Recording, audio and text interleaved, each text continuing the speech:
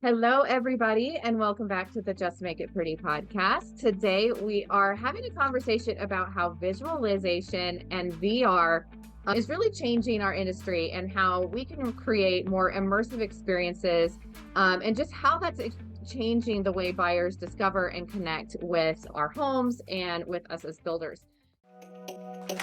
Welcome to the Just Make It Pretty podcast, the slightly unhinged marketing podcast for home builders and beyond. I'm your host, Sarah Haynes, also known as the Pixel Wizard, and my goal is to tackle the tough stuff that goes in behind the scenes in marketing and offer actionable tips, creative insights, and a little bit of humor to spark some creativity. I'm so glad you're here. Now let's get started.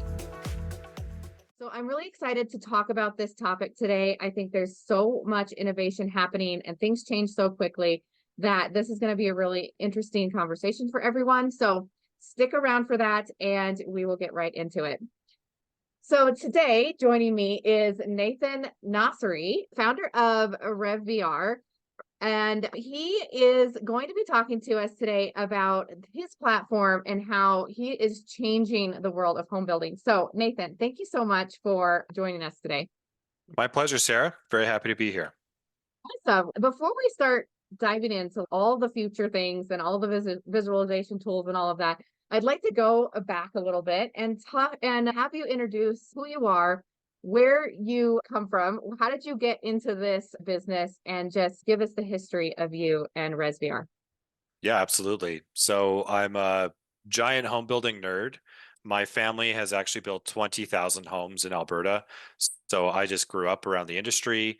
And I actually spent most of my education, professional life working in the video game industry.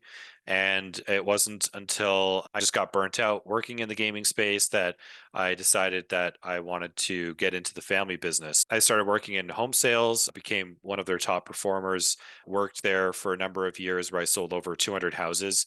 And that was when I just felt this constant pain point of my customers where they couldn't really understand what they were buying. There's thousands of decisions that they're making in a very short time frame, and there's really no visual ways that they can understand what they're getting other than like small product samples or the show home, or sometimes there's Matterport tours, but it really doesn't paint a full picture for these buyers. Obviously, I'm very privileged with my background and my upbringing. Like I can visualize pretty much anything in my head, but that's actually a superpower that builders get. And that's something you develop through working in the industry. So I think that as an industry, we often forget like, what was it like on your first day when you didn't know how to read a blueprint or you couldn't visualize a flat lay design sample in your brain of what that's going to look like for a whole kitchen? So that's what we're really here to do, is to make it a lot more easy for people to envision themselves in their future home and personalize it and really do what the automobile industry has done a great job of doing, which is designing your dream car on a website and then understanding what that's going to cost and being able to go into a showroom and then make that purchase. Yeah. So when I was like I said before we started recording, your name was brought up to me several times as someone that I really needed to talk to for the podcast because of all of this visualization is all kind of new and everything's coming out that's about how buyers want more immersive experiences all the time. And one of the things that I kept hearing when I was like talking about, yeah, I'm going to have Nathan on the podcast, they were like, oh, do you need goggles to like make this work? Is this like the actual, like you put on the goggles and you like walk through the house? Is that what this is? Or is this something completely different? So it is a misleading part of our name that this is a very nerdy point of topic for me, but virtual reality is basically a virtual reality. So that could be a video game, that could be an educational experience, an immersive experience. It doesn't actually have to be like with the goggles. So the goggles in the VR industry, we call them head mounted displays, but that's not very sexy. That doesn't sound like something you would want to do. So the industry, the virtual reality industry, adopted the name VR and did a very great marketing campaign of adopting VR as being synonymous with putting on goggles and then you're in a different world. What we do is technically virtual reality, but the virtual reality is your house. And instead of putting the goggles on, you actually experience it through a web browser. So that's been a big thing for us. Is where I actually started was virtual reality with the headsets. So while I was still selling houses is when VR first made its splash into the market, and I loved it. I became an expert in it. I learned everything about VR, and that was what my first startup was a world leader at doing. Unfortunately, this was back in 2018 and 2017 when things were really kicking off for that company. The idea was like, hey, in 2025, everyone's going to have a headset and everyone's going to be working and living in these headsets and everyone's going to be doing everything in VR. And here we are in 2025, and we know, nope, that's definitely not the case. No one's using VR for pretty much anything. And another big thing happened, which was COVID. So the last thing you'd want to do is go into a showroom or a show home and then share a headset where you don't know where it's been. Maybe that's even the first time you've had a VR experience at all. And it's really not good for the sales process. Like it's very actually disruptive to the sales process. Our software is experienced 100% through the cloud on a web browser. It lives on the builder's website. It's fully white labeled as the builder's solution. So the VR is just because if you really ask me, like, Nathan, what sounds cooler, Res 3D or Res VR? And I'd be like, Res VR sounds way cooler than Res 3D. So that's essentially what we do. That's awesome. Yes, I think at this point, like having the headsets and all of that, it's like a cool thing, but it's not, it's definitely is a barrier for people. And I think it's funny. I feel like we're gonna be looking back at all of this and it's just we thought we were gonna have flying cars. It's like we thought everybody was wearing goggles everywhere. No, they're gonna build it into our glasses and make it look cool. It's like Exactly. Yeah. And even then, who knows? Who knows? who knows? Yeah. I paid to not have to wear glasses for my for laser eye corrective surgery. So I can't imagine paying money to put glasses back on. That's so funny. Yeah, I know. Those I wish I had those surgeries. I have not had my eye surgery yet, but I would still pay to do it. It's absolutely worth it. Best money I've ever spent. Yeah. I want to dive into kind of the evolution of visualization. You shared already what inspired you to build this platform and how you feel like it's changing our industry. So what do you feel like led to that shift of buyers wanting and expecting more immersive products and like they want to be able to visualize things differently now? How do you think that like expectation has shifted?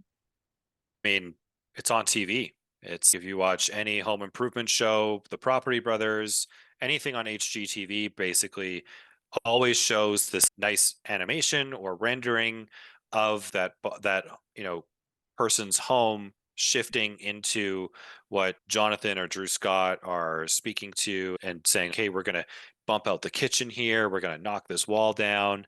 And instead of them just talking about it, there's a cool animation playing over top of it. So I think as consumers, when you see that, and those shows have been on for over 15 years at this point. So people see that and look at the technology we have around us right now, where you can visualize anything for the most part and see it before you buy it.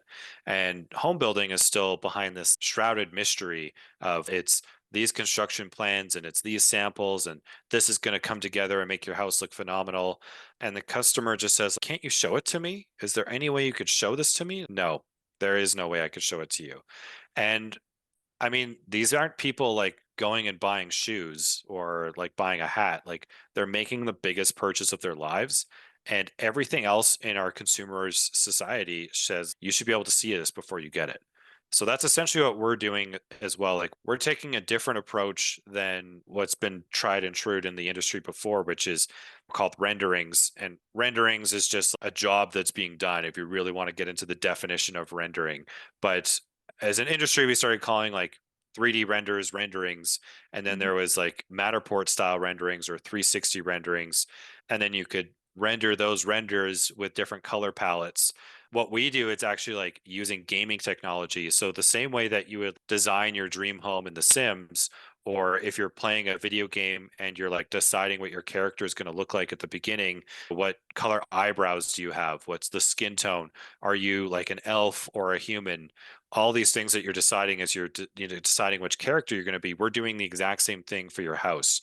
And the exact same thing that you can do with any major car company's website right now is you can go online, you can decide what rims you want, what tires you want, what's the inside going to look like? Is it cloth? Is it leather? What's the stitching on it? And we do the exact same thing, but for the home, which is probably a billion times more complex than a car, but it's still something that I think people deserve. And it's really what customers expect today.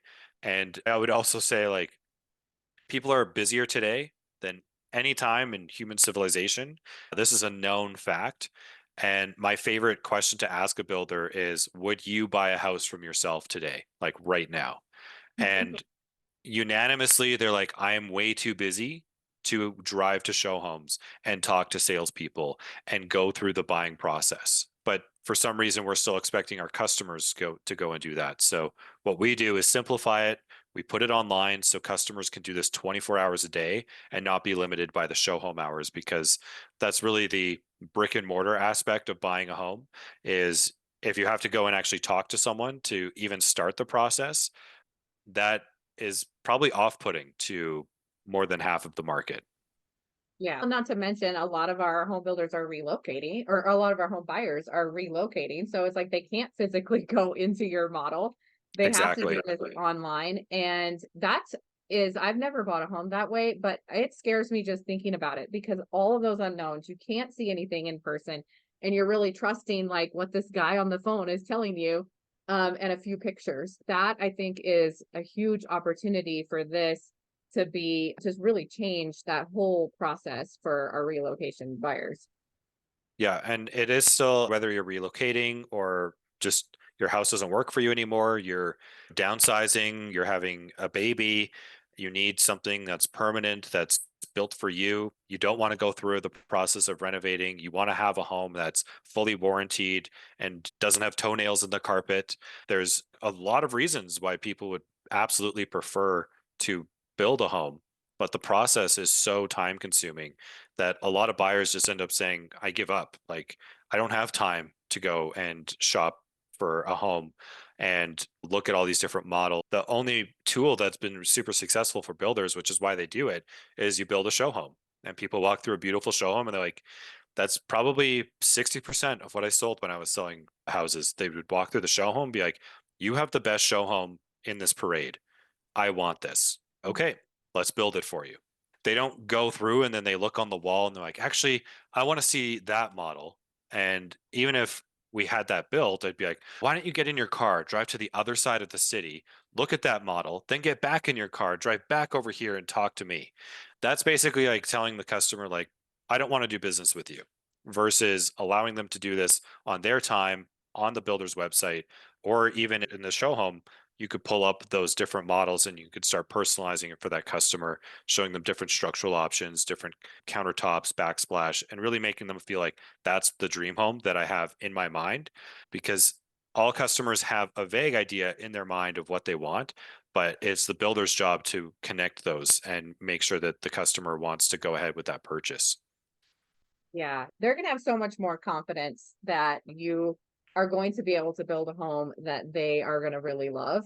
And I Yeah, think it's a really important thing we think about a lot in marketing, is like, how can we build trust and build connection and make them feel confident in us and make them feel like they know us in this like short window of time with like our website and our social media. There's a lot of things that we're trying to build with our buyers before they even talk to our sales team. So having a tool like this would be really powerful, in my opinion, because that kind of takes some of that. They are able to build their own story in this home, and they're able to see it just like they are when they're walking through. Not to mention, and this is a random thought, but it's funny how like the whole world is going to this gamification like yeah, thing. Everything is a game now. And I think that even like you go shopping on like any website and the little pop-up comes up and it's, oh, spin the wheel for your discount. In your mind, this is just an animation. I'm not actually spinning something, but the number of people that actually do it increases so much just because it has an interactive element. So something so simple excellent like point. that, like you just this is like the the coolest thing to a buyer. They want to click through these, like it's going to be a magnet for them.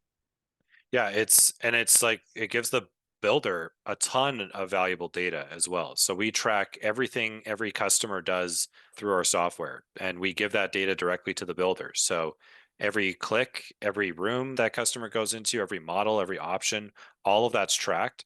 And as a salesperson, you can actually like log into your dashboard the next day and you could be like, hey, Sarah played with this for 3 hours last night. Maybe I should reach out to her and see if, hey, if you buy this week, like I can give you those $50,000 appliances that you love so much. I can give those to you for 50% off. Give the sales team an actual organic reason to reach out to the customer and help them along that journey instead of just buy a house right now. Buy. I want you to buy. Are you ready to buy? Instead, reach out and say, hey, I noticed you've been doing this. Here's something I could probably make that decision a little bit easier for you to move forward. Yeah, that whole process is now much more personalized as well. You don't have to figure out all of those things. What did you like? You're like, "Oh, I know that you like this cabinetry color because that's what you were looking at last night on our website." Yeah, exactly. And then as a builder, which options are in trend, which ones are going out of trend, maybe even which models you want to retire and other models you want to sort of mimic or duplicate, modify slightly based off of what people are picking. Because now it's not just like I find there's this like feedback loop that builders get stuck into. It's, oh, we built this show home and it's like the oak model. And then people buy the oak model. So, oh, the oak model is really popular. Let's build another oak model show home, and it just keeps feeding into itself. That's like a big challenge for builders is like you don't really know what buyers want because they're going to buy based off of what you're showing them, which is generally what the show homes are. We're opening the opportunity where, hey, instead of building 10 show homes next year, maybe you build 9 and you have ResVR white label a software for your business that shows the rest of the model that you're offering. Yeah. I I had a builder once and they had a whole model park. They built every one of their homes as a model. And it was for that Yeah, exact reason because it's like if we don't, we're not going to sell any of these. Like we're only going to sell this one model because that's what people can actually walk through. exactly. And they're still only showing one option you could do with those Yeah, model homes. exactly. So I've sold houses where people walk through the same show home and one's in a light theme and the other's in a dark theme. And they're like, oh, I hated that model. I would never buy that. And they walk through the other house, exact same model. And they're like, Oh, oh, that's a beautiful floor plan. I love that house. Like, I want to buy it. And I don't correct them and say, oh, actually, that's the same model, just different colors. I just tell them, like, yeah, absolutely. Let's write a deal. Let's make this happen. This could be your dream home. You could move into it. And I think because of my game design background and actually having been in the show home selling to people, I understand a lot of the consumer psychology and the sales psychology of like how you can get that customer to like inch forward along that process and really move forward in the funnel instead of just get frustrated at some point and just say, you know what? That house that's built down the street from where we're renting, that's for sale. Let's go buy that instead of have to drive 30 minutes to go meet with that builder every week for the next 6 months, or however long, however many meetings it takes to actually get that deal closed. So it's also fascinating for me. Like I have such an affinity and an appreciation of home building. I would not go through the building process now either. Like I have like between all the family activities that I have with our kids and everything that's going on in our lives, it's like how would I possibly have the time to go and shop for a new home? Like that is absolutely out of the question. I'm lucky if I have time to do a virtual tour of a house at the end of the day on my phone. That's the extent of the amount of time I have. So I yes. think the timing for it is really good because now builders can actually engage with buyers 24/7 instead of those limited show home hours. Yeah. So for builders, let's take the our focus, like we've really been focused on like the buyers and what benefits they see. Let's focus on the builders. What do you feel like are the biggest gaps that they have that this kind of fills? I think data, as you mentioned, is already one, but I know that there's a you probably hear a ton of objections of, oh, how is this going to solve this problem? Or what about this thing? What are you feeling in terms of that when you're trying to bring this in for new builders? So there's so many unknowns when we're working with a new client. So how we approach working with a client is we actually say we're going to do like a 5 month pilot, figure out what the scope of work is for that pilot. It's typically like 2 of their models. And then that gives us enough time to prove we can deliver what we've said we would. And at the same time, it allows the builder to figure out like how do we actually want to use this technology? Because we don't come into a builder's organization and say, this is how you use it. We're more there to adapt to what their needs are. So sometimes builders say, I don't want this on my show home or on my website. I just want this in my show homes. Others are like, I want this in my showrooms, my show homes, and on my website. Other builders say, I want to make sure the customer has like a registration and an email address that I can reach out to them and talk to. And others are like, I don't care. Like, let people play with this. I don't want to put up any barriers to entry for that. So because of that, we approach each job differently. The inputs we get from the builders are always like the CAD files, their selection sheets, then we build that for them. And there's several rounds of iteration to make sure it's perfect. But ultimately, my family's background of building 20,000 homes is really that's who I built ResVR for, was understanding like the builder's needs, and where we actually started with the genesis of the company, which was this is going to be in your show home and it's going to help you sell upgrades. That was really what we drilled down on and emphasized. And it's still very important, still a critical part of what we offer. Most builders see over $10,000 lift per buyer in upgrades. And we're in the industry, we know how easy it is to spend an extra $10,000 upgrading even just your kitchen or your bathroom. It's not difficult to spend that small amount of money, even though to most consumers, that is a big investment. So it's a scary number to hear $10,000 extra. But when Mhm. you break it down into a monthly payment, all of a sudden it's, oh, I could afford that because I'm paying this off over 25 or 30 years. So it's not as scary as hearing $10,000 pay me right now. And also, I can't even tell you the number of customers. It's well over 100 that they see their house built and then they're like, why did we pick the standard option? Why didn't we upgrade our backsplash? Why didn't we upgrade our flooring? Like when they see it, they realize the mistake they've made, because if they can't envision it, the only thing they have information on to make the decision is the cost of it. So if one is like already included in your price and the other one's $10,000 and you're not really sure about which one to go with, you're going to go with the option that's less expensive every single time. So that's really where we started ResVR, was to make sure we have a measurable return on investment for our builders, that if they're paying $10,000 a month for our software, they're getting $100,000 a month in additional upgrades. So that was why I built the business, was actually to help my family sell those extra upgrades to customers, because it's not like they don't want them. It's not like they can't afford them. It's just they can't understand them. They can't envision it. And I think builders have like a subset of English where we talk about like crown molding on your upper cabinet risers. That's something that maybe not a lot of people understand, but when you see it, it's like, look how good that looks. And then that's indisputable of, is that worth the extra $10,000 or not? So Mhm. what's really shifted this year is us being partnering with NVIDIA and deploying on the cloud. And also just the market has softened significantly, like probably the biggest that we've seen in well over 10 years. And customers have choices today. So if the choice is go through this like painful process with the builder, or buy something that's already available that I can get into and maybe get a $50,000 discount off the list price, that's what probably people are going to go and do.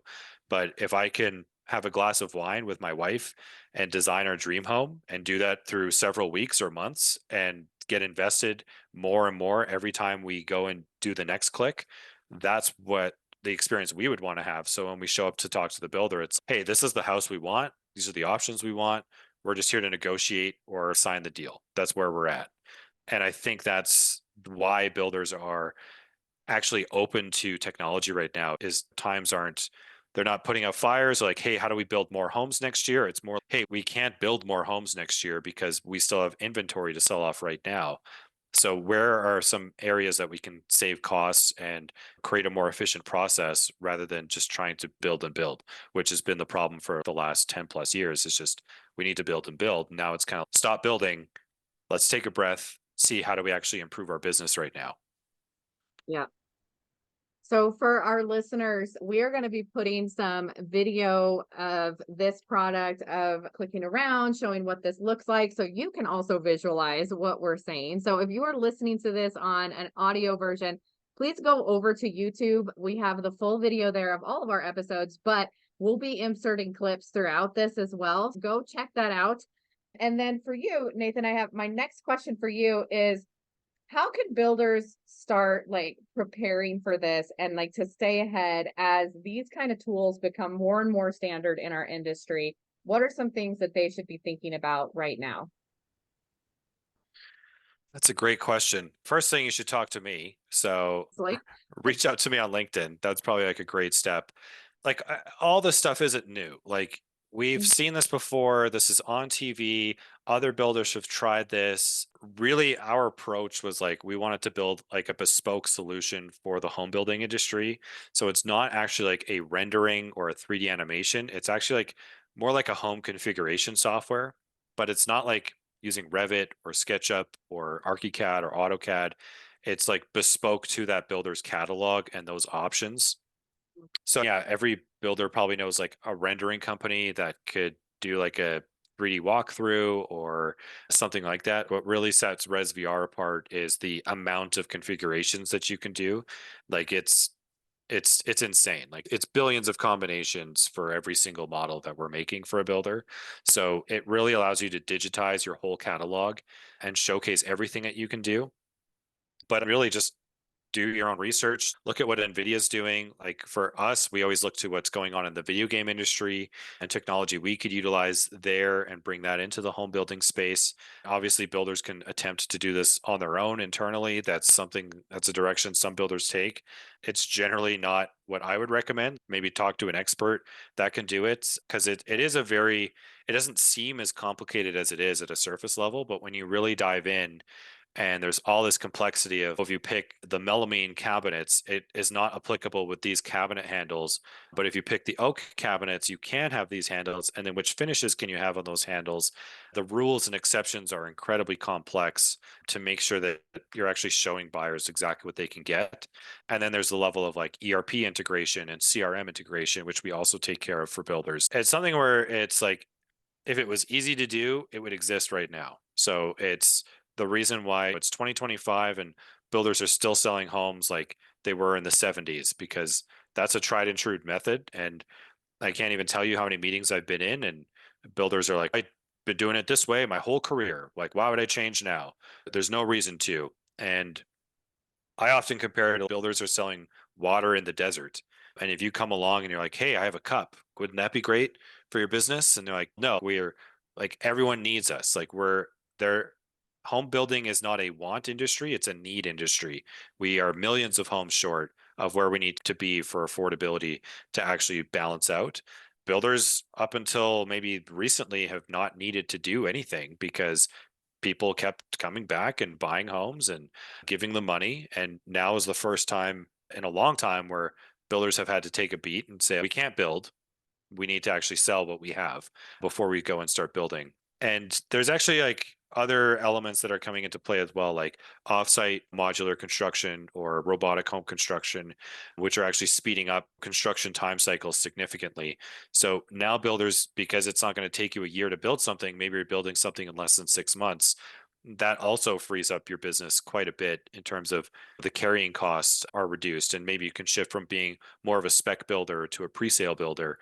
And this is technology that can really allow you to do that because you don't need to start building until a customer's actually said, I want to build this exact house with these materials.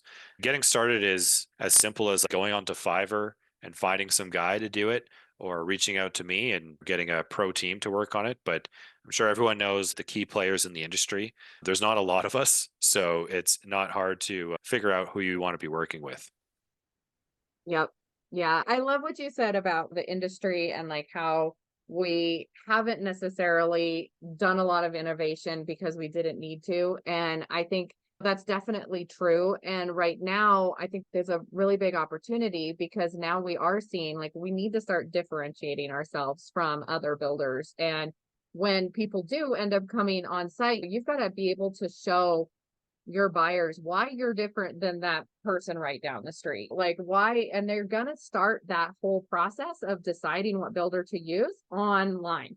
So having Yeah. something like this also at this point, because it's not every builder has it yet, which I think at some point that will be, it'll be much more standard. But right now you're really going to set yourself apart from that other website that they were on because they can actually do so much more. They can see so much more. I've talked to a lot of sales and marketing leaders, and that's always one of the things that everyone's talking about. It's like, how do we differentiate ourselves? And I think we're not, a lot of builders aren't.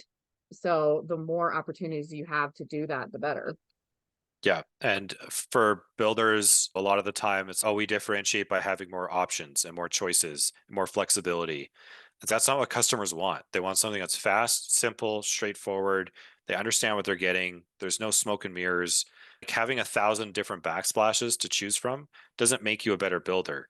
It just gives your customer like 1,000 more things to decide upon when they're actually trying to make these selections and move through that process. Visualization can obviously help that customer decide what are these 1,000 different backsplashes going to look in the context of my home. But maybe instead of needing to see all of them, they're like, I just want the hexagon shaped tiles. And what's that going to look like in my kitchen versus, oh, the hexagon ones are $8,000 more. So I'm just going to go with the subway tile backsplash because that's the cheap one that I know is going to look. Because how do you imagine one tile on 400 square feet of backsplash in your kitchen? Unless you've been to school as an interior designer, you cannot do that. People literally go to school to visualize how to do this stuff. And builders are like, oh, you've never built a house before? Come in and visualize your whole house off of these samples. We know Yeah. how to do it, so it must be easy for you. And up until rendering and technology started to bridge that gap, that's always been science fiction. But the issue, the key issue that consumers have seen this done in the automobile industry.